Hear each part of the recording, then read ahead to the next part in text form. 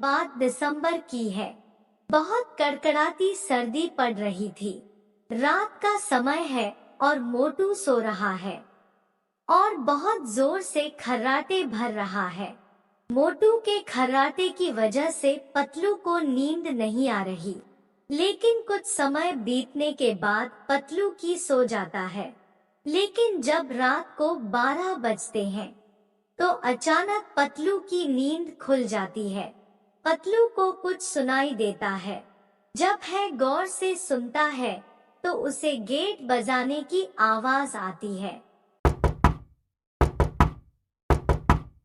फिर पतलू दरवाजा खोलकर बाहर जाता है तो देखता है बाहर एक आदमी खड़ा है और उसके ऊपर सोने का प्रकाश आ रहा है। उस आदमी को देखकर पतलू डर जाता है।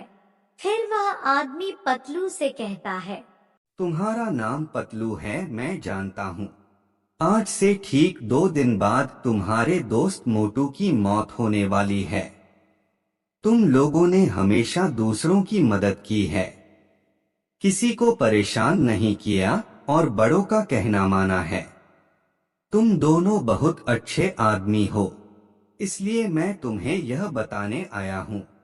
2 दिन बाद मोटू की मौत हो जाएगी। यह सुनकर पतलू बहुत जोर से रोने लगता है। बाबा, मोटू के बिना मैं भी मर जाऊंगा। मोटू से मैं बहुत प्यार करता हूँ। मोटू मेरे बचपन का बहुत अच्छा दोस्त है। आप कोई उपाय बताइए, कोई तो उपाय होगा मोटू की जान बचाने का। फिर वह आदमी बोलता है, उपाय है, लेकिन वह उपाय बहुत कठिन है। क्या तुम उस उपाय को कर पाओगे क्या? बाबा, आप मुझे उपाय बताइए, मैं सब कुछ करने के लिए तैयार हूँ मेरे मोटू के लिए। तो वह बाबा बोलता है, काली पहाड़ी के उस पार एक जंगल है। उस जंगल में तुम्हें एक घर मिलेगा और उस घर में एक तांत्रिक बाबा रहता है। वह तुम्हारी कुछ मदद कर सकता है। उसके पास एक जादुई पत्थर है। अगर वह पत्थर मोटू के ऊपर लाकर रख दो तो मोटू मरने से बच जाएगा।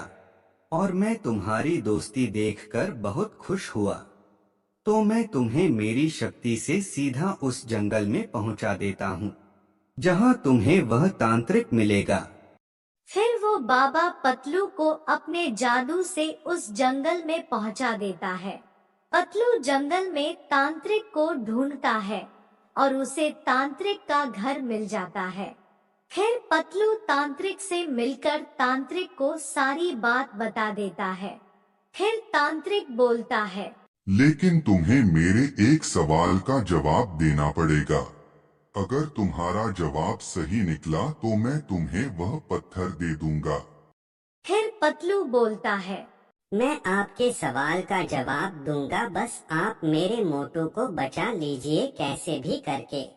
आप अपना सवाल पूछिए।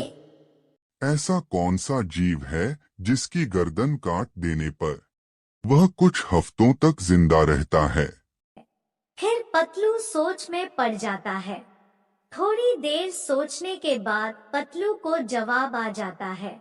फिर पतलू बोलता है, आपके सवाल का जवाब कॉकरोच है, क्योंकि कॉकरोच ही ऐसा जीव है जिसका सर काटने पर कुछ हफ्तों तक वही जिंदा रहता है। पतलू का यह जवाब बिल्कुल सही था। तांत्रिक पतलू से खुश होकर उसे वह पत्थर दे देता है।